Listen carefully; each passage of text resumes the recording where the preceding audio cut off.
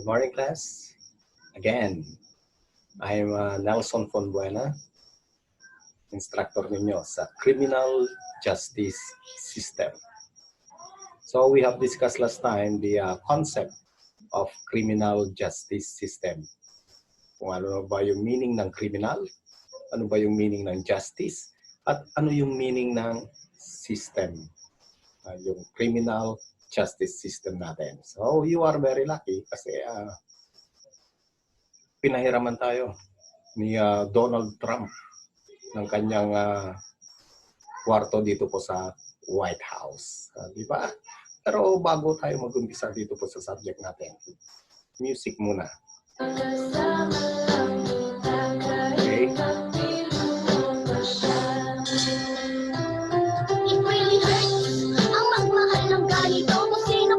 Yan ang music ko dito sa White House. Yan po yung music nila. Mga sample music lang.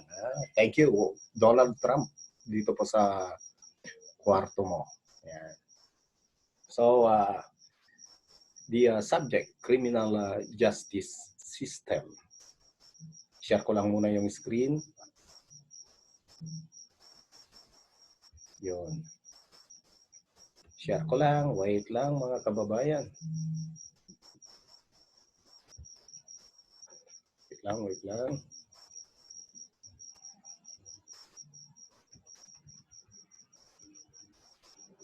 So we have discussed last time yung criminal justice system natin.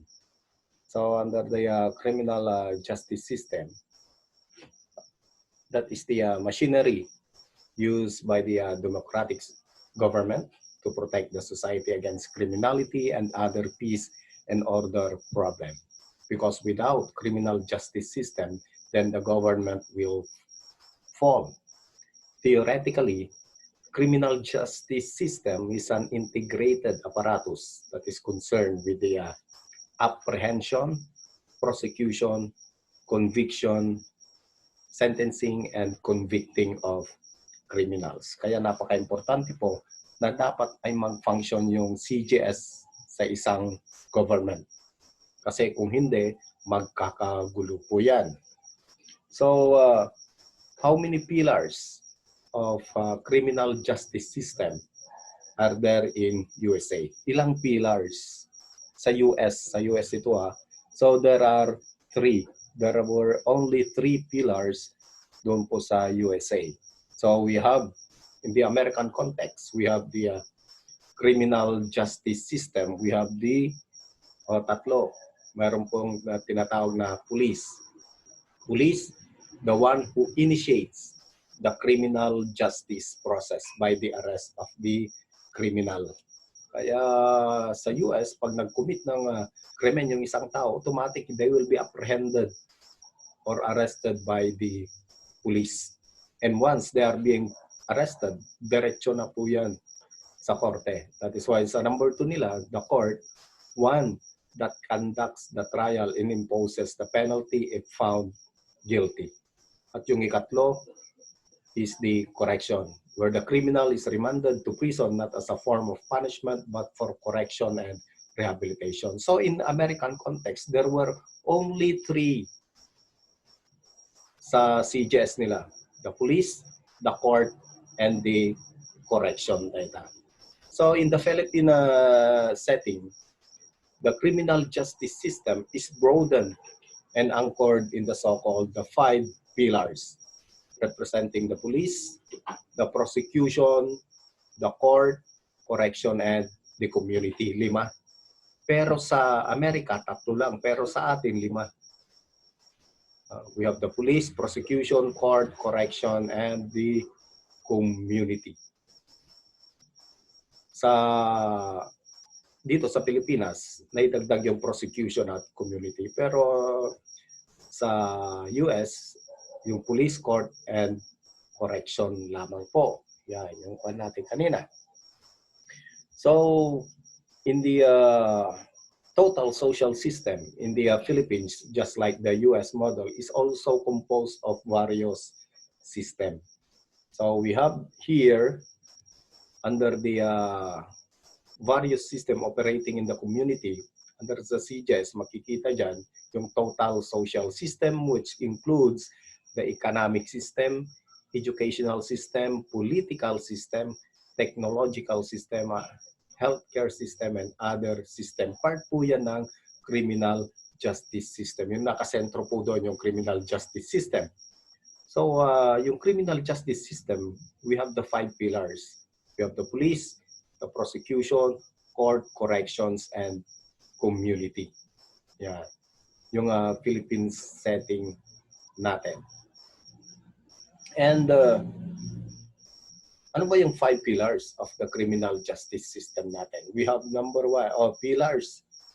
Yan po. In the Philippine setting, the CJS is broadened and anchored in the so-called 5 pillars. So these 5 pillars of CJS are by no means independent with each other. Independent. Itunggal may sa kanyada. So what each one does and how it does has direct effect on the work of others. Hence, in order to attain and meet the goals or objectives of the system, each pillar must function efficiently because of the failure of the means, the failure of the entire system. So, by definition, the criminal justice system in the Philippine setting is the process of linking those 5 pillars together so as to achieve an interested scheme of reciprocal responsibilities. It reveals that each component has distinct sequential role to perform with the system. Naka-interconnect lahat po yan. Kung nag-fail yung isa, fail na po lahat yan. Yung mga poste na yan, yung mga pillars na yan. So, pag yung police ay nag-fail or yung law enforcement fail, automatic lahat po yan. Yung prosecution, court, correction, and community fail. Pero pag kaya nga yung law enforcement for the police is the prime mover of the criminal justice system. Pag maganda yung trabaho ng mga police, then maganda ang trabaho, nakapag-gather sila ng mga ebidensya na preserve talaga nila. So, papasok na po dyan yung prosecution. So, ididiretsong kakasuhan yung taong yan para i-hearing doon po sa court. Sa court naman, malalaman nila kung guilty ba siya or not guilty. Pag guilty, doon po sa corrections. And corrections, pag na-serve na niya yung sentensya, babalik ulit siya sa community. Parang umiikot lang po yan. Functional, process nga po nada. So when they say process, that is the series of steps, actions, or operations used to bring about a desired result. Yan. Example, offender. Yan. What are the cores of the offender in the Philippine criminal justice system? O mayroong offender dyan. Ito yung mga functional components of criminal justice system. O mayroong offender. Yung offender na yan, nag-commit ng crime. So anong gagawin ng police dyan? So papasok po dyan yung police. The police now or the law enforcement are responsible for gathering evidence and arresting the suspected law violator. Pag nag-violate yung isang tao, papasok po dyan yung police. He will arrest the offender and at the same time, he will gather evidence. I will gather evidence and arrest the suspected law violator. And once na na-arrest yung taong yan, papasok na po dyan yung ikalawang pillar. That is the prosecution. Na-aresto, mayroong ebidensya, na-aresto, then the prosecutor now is responsible for evaluating the evidence the police have gathered and deciding whether it is sufficient to warrant filing charges against the alleged violator. Kaya pag yung offender na commit ng crime, maarestuhin ng police. Pag inaresto ng police at nakapag-gather ng mga ebidensya at inaresto, then ididiretso po yan sa prosecution. Yung prosecution naman, they will now evaluate yung mga ebidensya.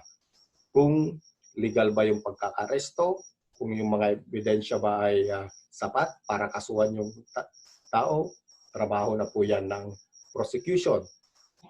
Pag sapat lahat yan at legal yung pagkakaresto, then papasok na po dyan yung court.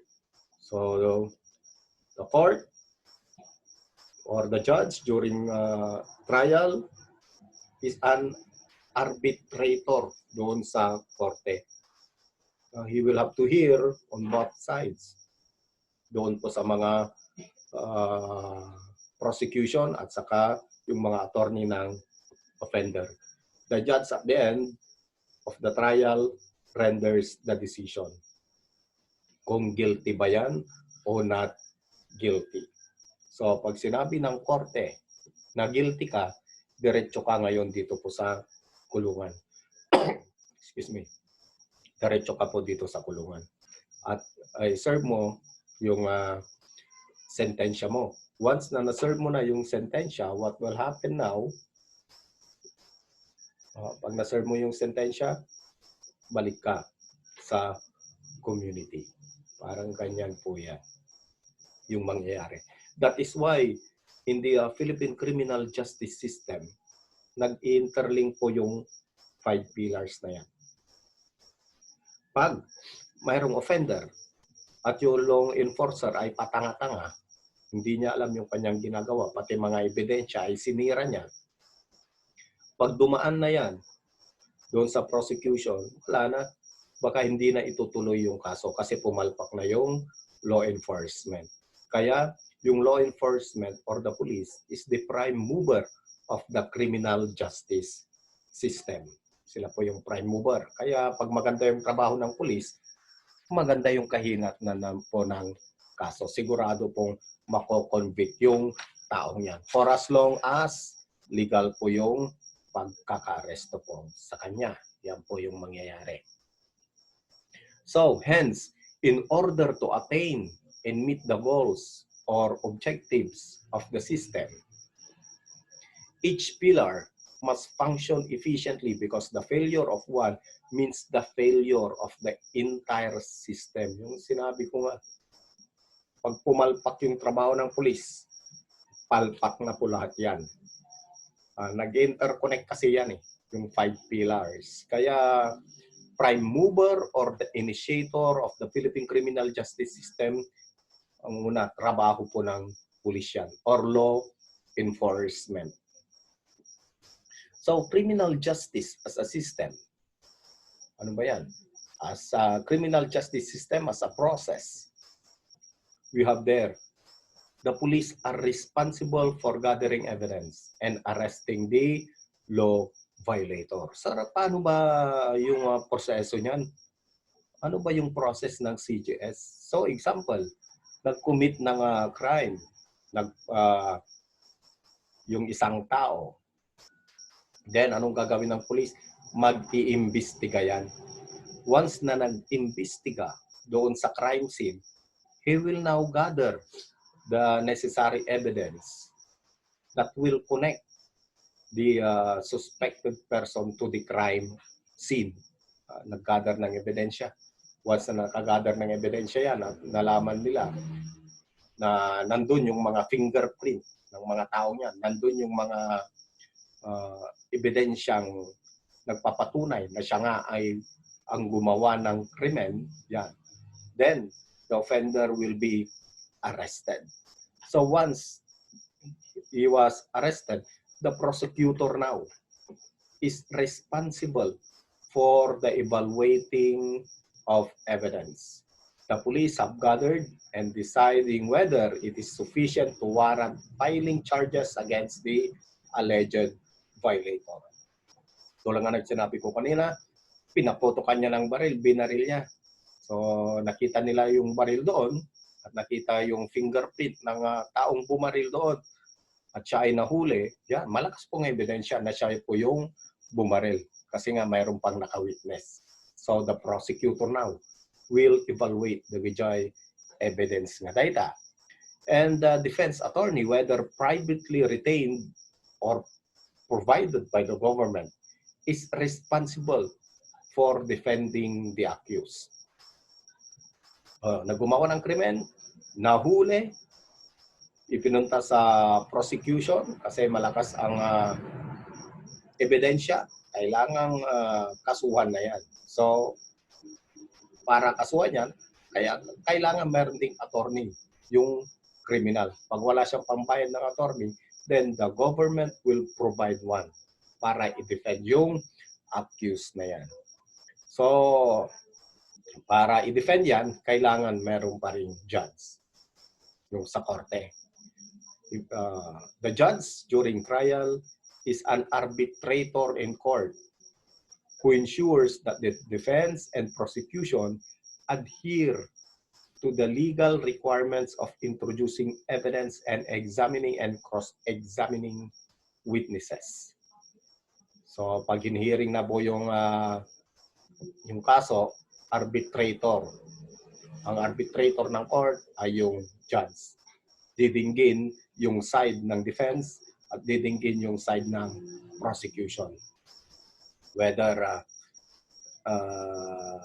legal ba, legal ba yung pagkakaresto?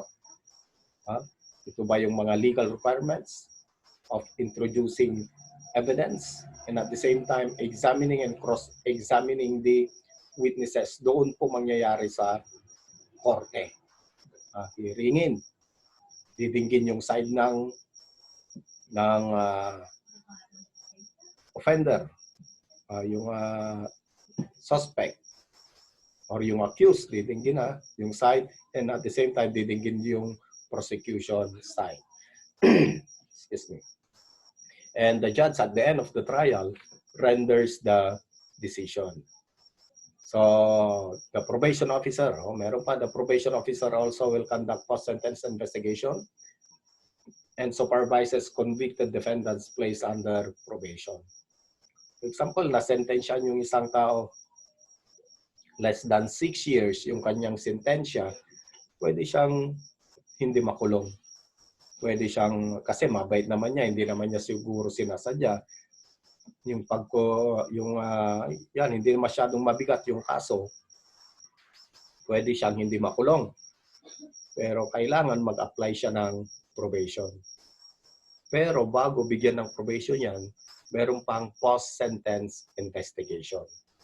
The court now will determine whether he is qualified or not doon po sa post-sentence investigation. Pag qualified yan, pwedeng hindi makulong, kaya lang ma-rehabilitate sa community.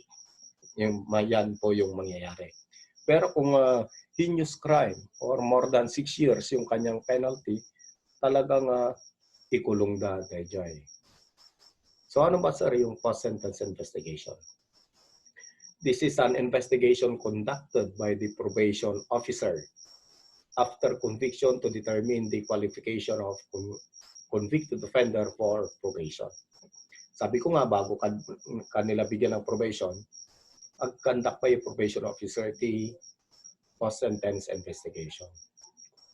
Kasla ko pupunta sa bahay nila ni convicted person at interviewin yung mga tao kung talagang mabait ba siya o hindi.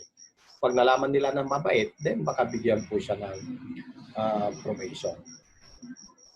So probation, yung meaning niyan, is a privilege granted by the court to a person convicted of a criminal offense to remain in the community instead of actually placed in prison.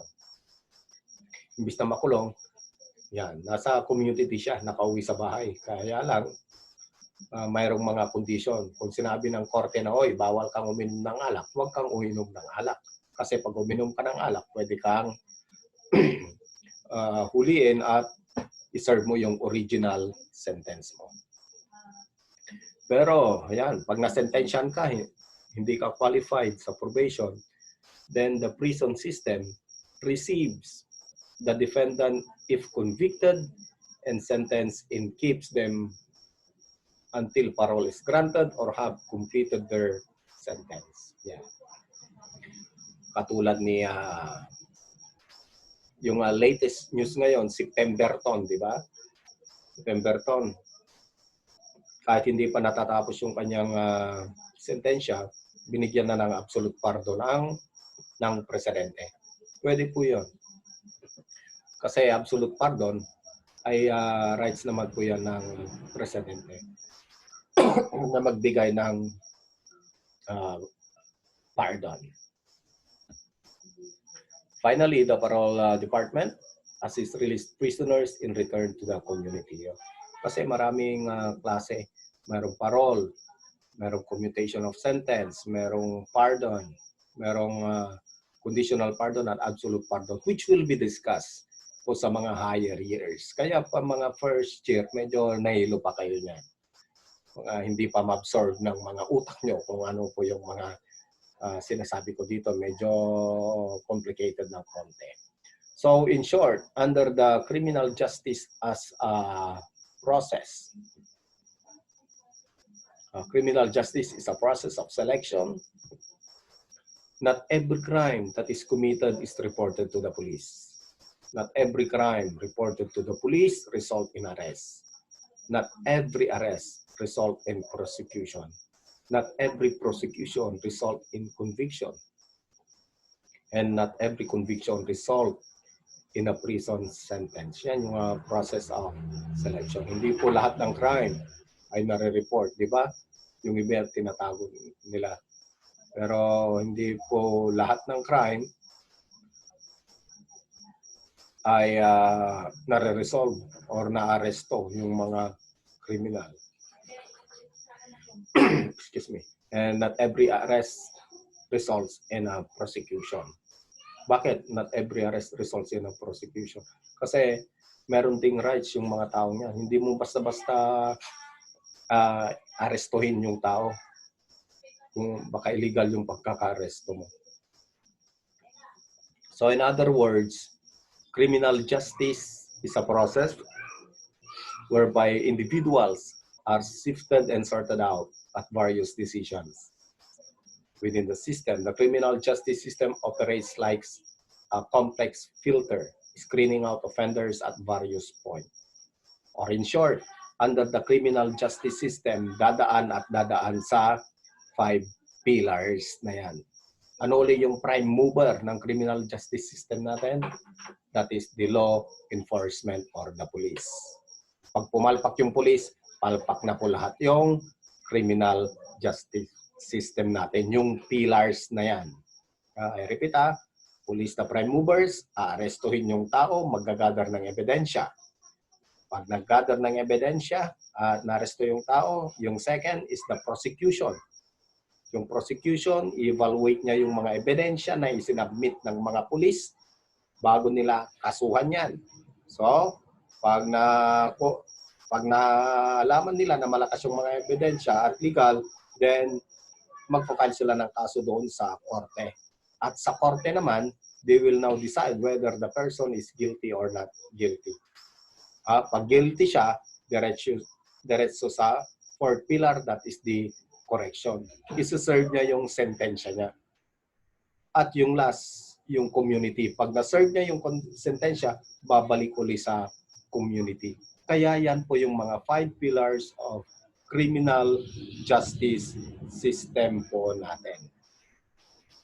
So what will trigger the pillars of the criminal justice system to make an action? So, the crime commission. Yan, mag-trigger po yung mga pillars ng CJS pag mayroong crime na napukumit. Napakaganda sana kung walang crime na napukumit, di ba? Pero pag may crime na nakumit, ang function po dito, pillars. Sorry. Example, mayroong nagsaksakan dyan, namatay. Siyempre, papunta na dun yung police, mag-investigate na at mag-gather na ng mga ebidensya. Diba? Pag mayroon nang nag-gather ng ebidensya, yan, diretso na yan sa second pillar, the prosecution. Tapos, correction, prosecution court, correction at saka yung community. Yan po. Kaya, ano ba yung mga 5 pillars na yan? So, there are 5 pillars of the criminal justice system. We have the police, or the law enforcement. So, yung una, the police. So, the police or the law enforcement pillar occupies the front line of the criminal justice system because it has the first contact with the law violator or offender, frontliner.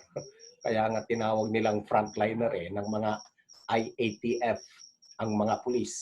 Isa pa yan. Doon nila kinuha yung word na frontliner, frontline. They are the initiator. They are the prime mover of the criminal justice system. Because without the police, then hindi po magfa-function yung mga 5 pillars po na yan. So, police. Sir, saan ba galing yung word na police na yan? Sorry. So, police came from the Greek word politia. Politia, which means government of a city. Politia. So, and the Roman word ng police ay yung politia, which means condition of a state. Yan po, yung police natin. Politia. The term police was derived from the Greek word politia, a government of a city, which was used to describe a large number of group of civil officers governing the city. Yeah. Kaya tinawag na government of a city, politia, sa Greek. Pero yung Greek nga, when the Romans conquered the Greek, they changed the word slightly to politia, which means condition of the state or government. Police taken from the Greek word politia. Roman naman, politia. Then the French word, medyo pinalitan, politia, then police, which denotes authorized people who enforces the law. That is the police. Or cops. Paras din yan, cops or the constable. Cop originally means to catch or seize. Yan, yung cop natin originally means to catch or seize. Yan. Kaya nga sinabi nila, police is the public and the public is the police. Was how Sir Robert Peels, the founder of London Metropolitan Police, described it. Yan was si Robert Peel. In the history of the Philippine police system muna tayo. In the history of the Philippine police system, hindi naman kaagad mayroong police dito sa Pilipinas eh. Ano ba yung una dyan? So we have the Spanish period. During the Spanish period, in January 8, 1836, January 8, 1836, the Guerrilleros was established under the royal decree of the Spanish crown as the rural police to maintain public security and order in the town. Yan. Tinatawag natin ng mga police po yan. And in December 20, 1842, the Cuerpo de Carabineros de Seguridad Pública was established and charged with the general function of maintaining law and order and the prosecution of criminals. Yan po yung Cuerpo de Carabineros de Seguridad Público. Publico, yan. Seguridad Público.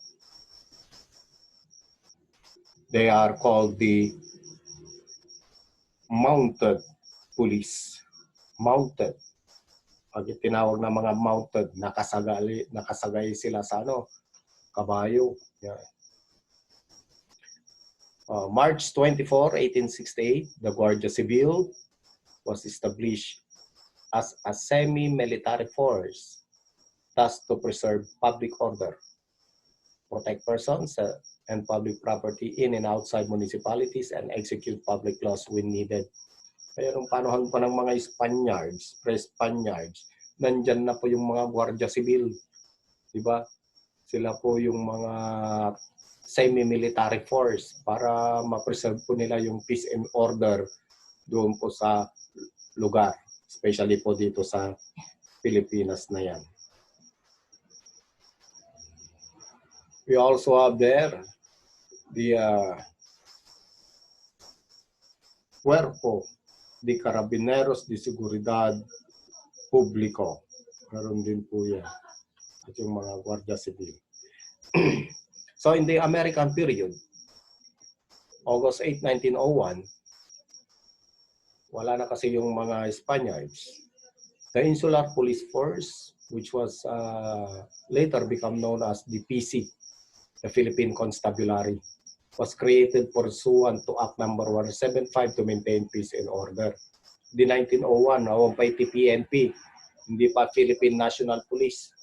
Ang tawag sa kanila noon ay mga Insular Police Force.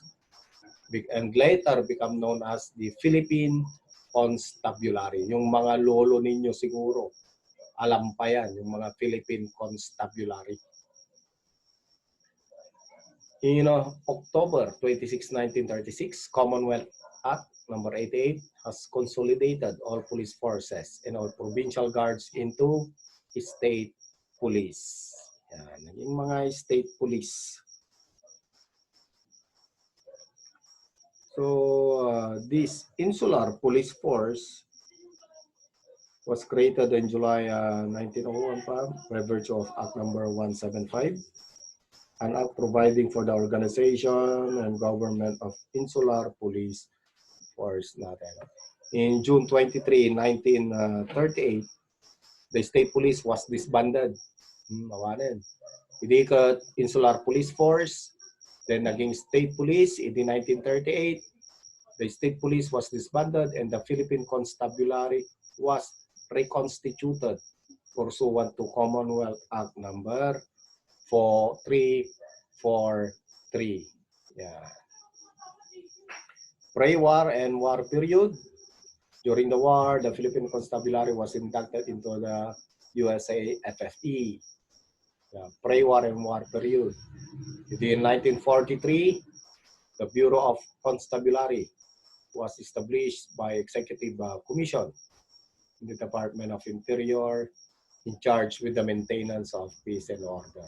April 10, Bureau of Constabulary. When it comes to peace and order, in coping with the guerrilla problem, kasi maraming mga guerrilla. And martial law period on the onset of police integration, March 21, 1974, PD number 421 was promulgated, which authorized the first phase of nation's police integration. It signaled the formation of unified command, including the police, fire, and jail service over the whole metropolitan Manila. Kasi wala pa yung mga BGMP, BFP, mga police, may sana. Unified command na pa ilang dagijay. And August 8, 1975, saw the birth of PCINP. Yan, Philippine Constabulary Integrated National Police, PCINP. The Presidential Decree number 765 was promulgated establishing and constituting the Integrated National Police, yung INP, with the Philippine Constabulary as its nucleus, and the local police force, city and municipal fire departments, and jail as its civilian components.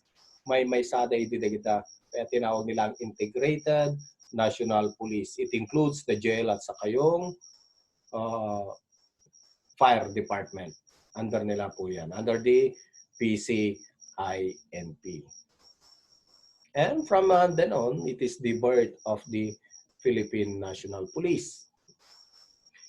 In December 13, 1990, the Philippine National Police, PNP, was established by virtue of Republic Act 6975. DILG law nga po na darita. Republic Act 6975.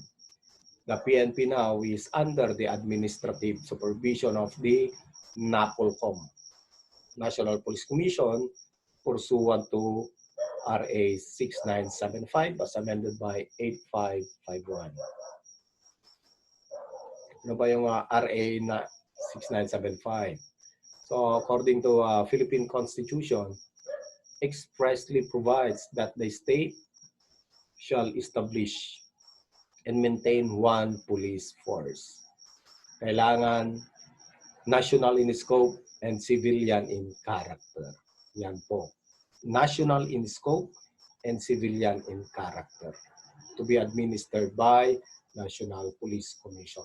Kasi noon, yung Integrated National Police, yung PCINP, para silang mga military.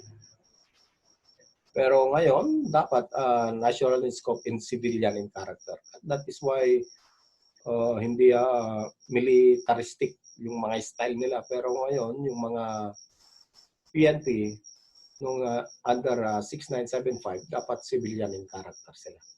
Malapit po sila sa mga civilian. Sorry. Basic laws of the Philippines, dapat ninyong malaman din. We have RA 6975, that is the DILG law, the Department of Interior and Local Government. DILG law of 1990, which was approved on December 13, 1990 and made effective on January 1, 1991. And of course, we have the RA 8551, an act providing for the reform and reorganization of the PNP, otherwise known as the PNP Reform Act of 1998. Yan na po yung RA 8551 natin. So in the Philippines, the law enforcement function is spearheaded by what agency? Kanya nga, ikanong na kita. Kanya sino daw ang prime mover or spearheaded yung agency na yan, yung law enforcement?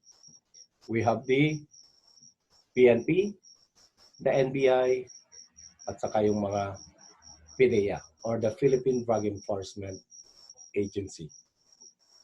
Ayan po. When it comes to enforcement. What is the mother agency of the PNP? Anong mother agency niya?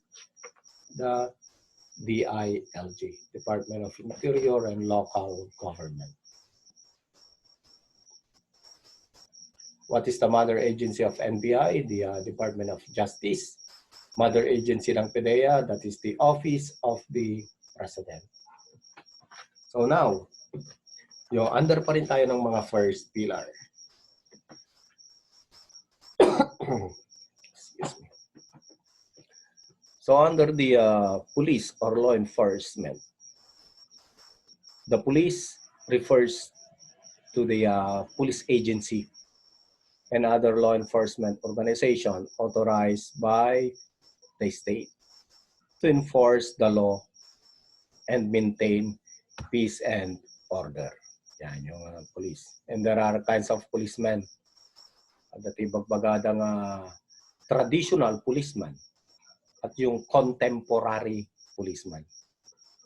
Pag sinabing traditional, they are the policeman walking in uniform, walking constantly and alertly, observing person and things to accomplish crime prevention mission. Yan yung mga traditional policemen noon.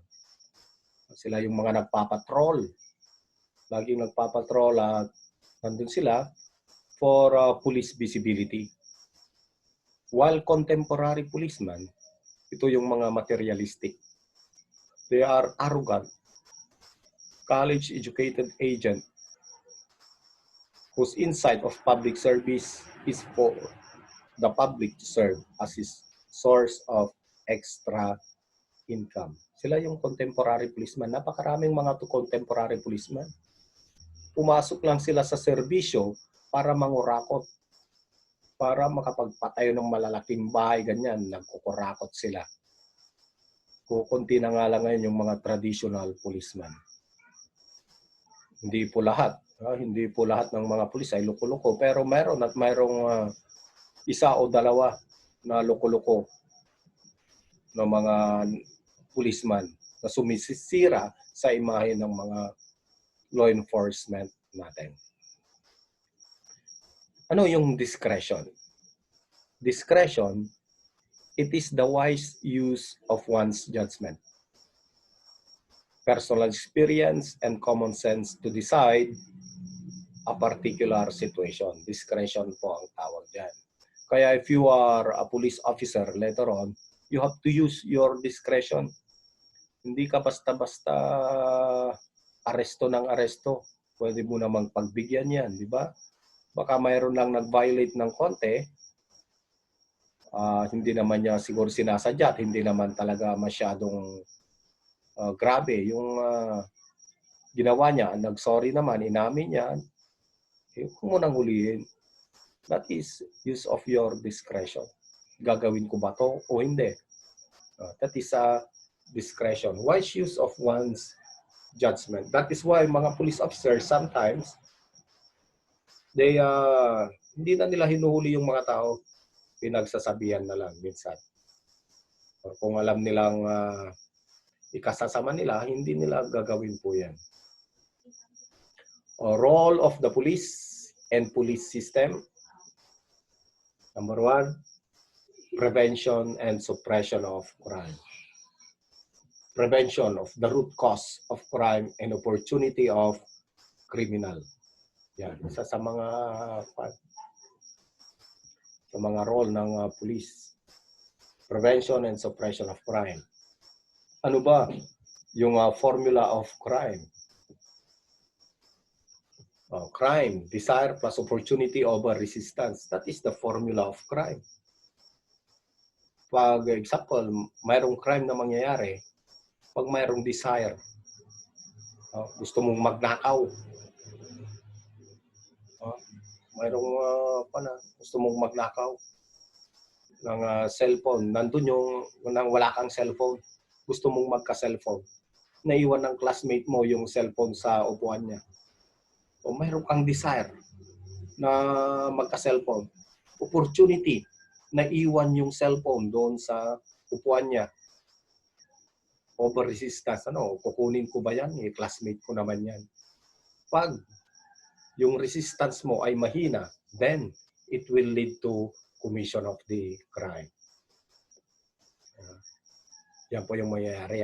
Desire plus opportunity over yung resistance. Kaya yung pag mahina yung resistance mo when it comes to commission of the crime, talagang gagawin mo yung krimen na yan. Pero pag malakas yung resistance mo na wag mong gagawin yan, kahit may desire ka at mayroong opportunity doon, hindi mo pa rin gagawin yan. Kaya importante po yung resistance. So, how to compute crime rate? Meron pa dyan. Crime rate sa isang lugar.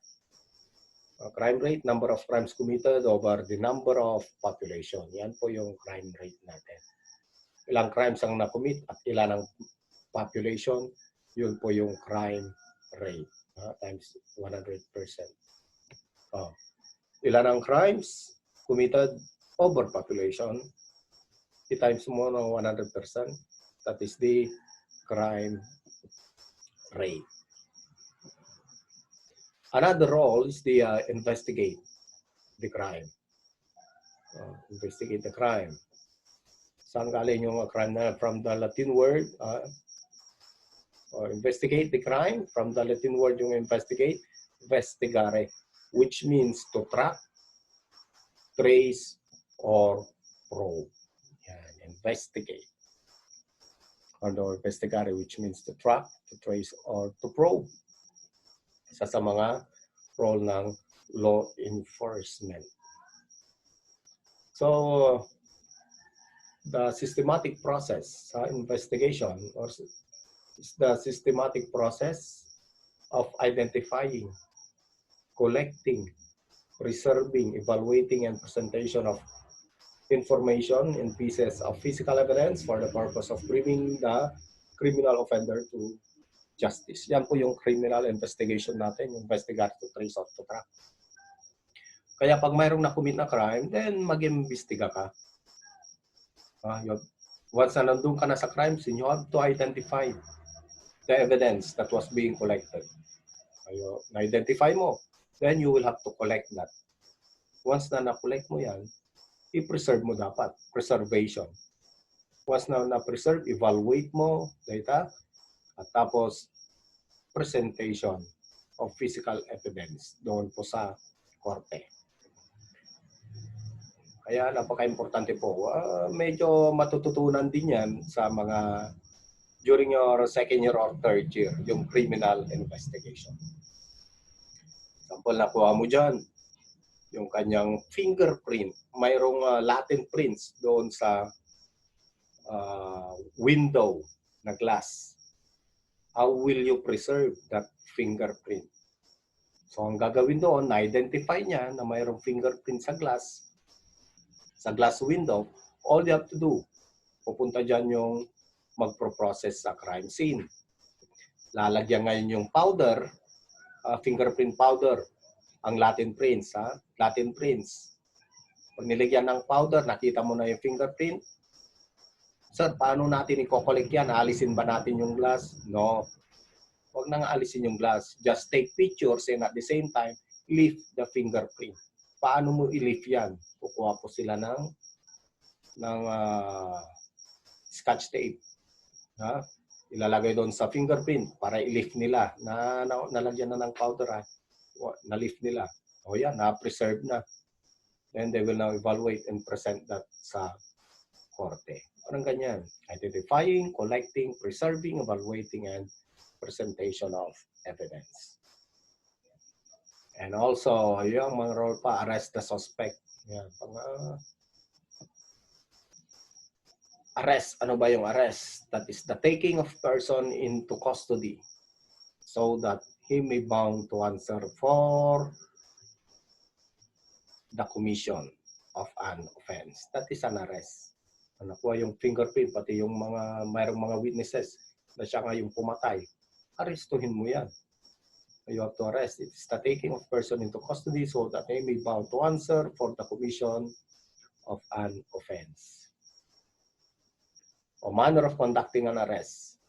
Arrest can be made in the actual restraint of a person to be arrested or by submission to the custody of person making an arrest. Yan. Pwede mo yung arrestuin yung tao pag talagang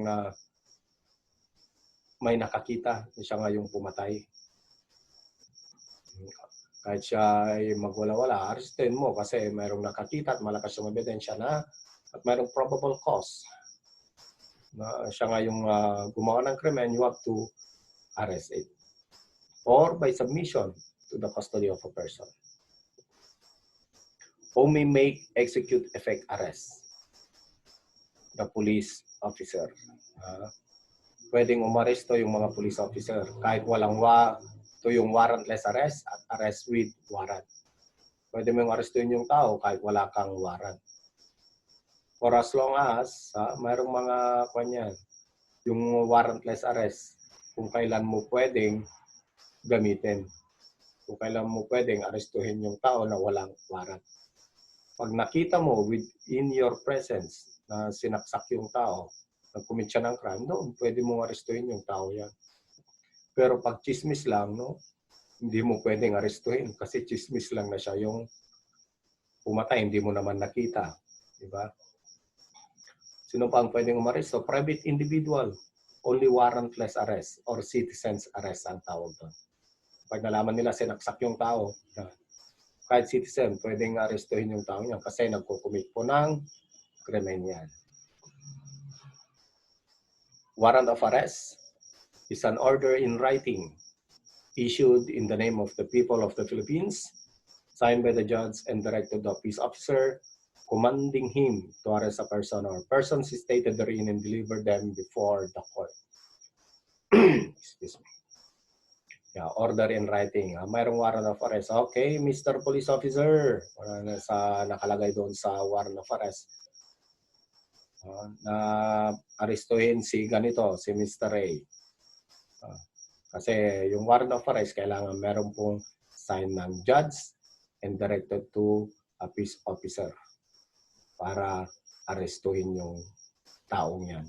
At once na na-aresto, syempre, deliver them before the court. Yan po yung warrant of arrest. O para maging valid yung warrant of arrest, it shall be issued upon probable cause. Kung mayroong warrant of arrest, the judge will determine pag mayroong talagang probable cause.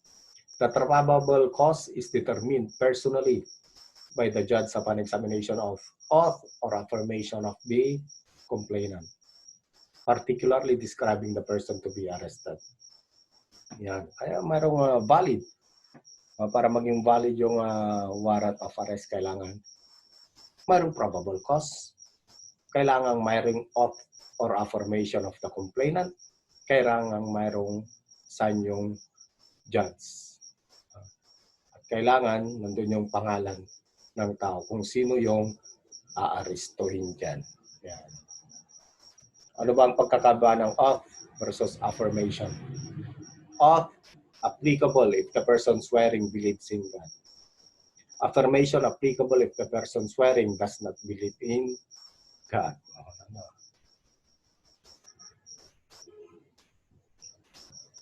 Lifespan of warrant of arrest, lifetime. Warrant of arrest, pag hindi na-aresto, yan, lifetime po of the person arrested. Pero pag mayroong mga warrant of arrest, you will only be given mga 10 days para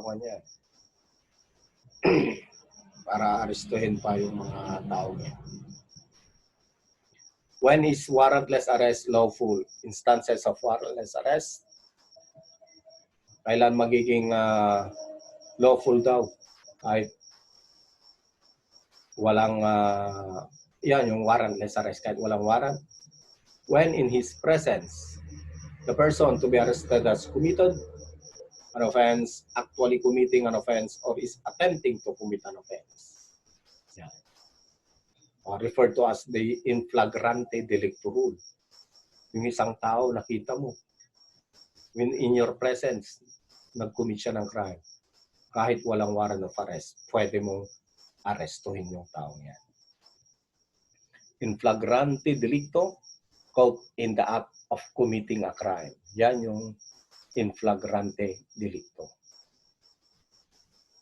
Another, kahit wala kang warrant of arrest, when an offense has in fact just been committed and he has personal knowledge of the facts, indicating that the person to be arrested has committed it. Ito na yung mga hot pursuit arrest rule. Yan. Pinara mo yung mayroong nangyaring krimen. Tumakbo yung mga kriminal yan. At sinundan nyo. Sumakay ng mga vehicle. Yan. Part po yan ng hot pursuit. Pwede mong arestuhin kahit walang warrant of arrest. Kasi pag pumunta ka pa sa korte para kumuha ng warrant of arrest, wala na, nakatakbo na, malayo na po yung taong yan. Or when the person to be arrested is a prisoner who has escaped from a penal establishment.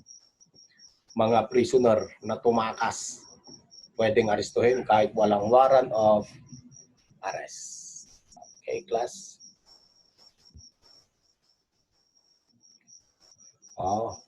Magagalit si Donald Trump pag magtagal pa ako dito. Pinahiram niya lang itong White House niya, sa room niya. Thank you very much, class, for listening dito po sa online class natin. Yung notes ninyo, medyo pina-finalize ko ba at ibibigay ko sa inyo yung notes. Kaya lang naka-hard copy, hindi po soft copy. And of course, may bayad yan pag na-print na. Mga konting page, hindi naman masyadong makapal yun. para mas maintindihan ninyo. Kasi pag dito lang sa online nakikita, medyo nahihirapan pag wala po kayong nakikita na hard copy. Diba? Once again, thank you very much. Kita-kits ulit sa next na lecture natin. Okay. Bye-bye.